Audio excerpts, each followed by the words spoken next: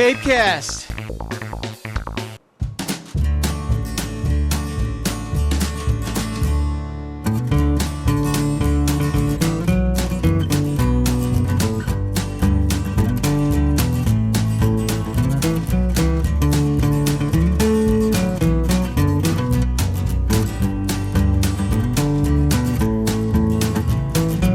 Now here's something that you don't see too often in a Cape Cod garden.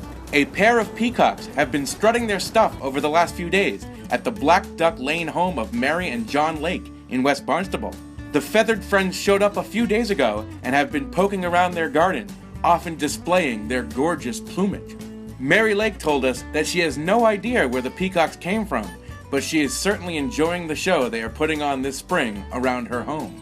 She said a town animal control officer told her to just let them be, and perhaps they'll wander back to their owner. Might you be missing any peacocks?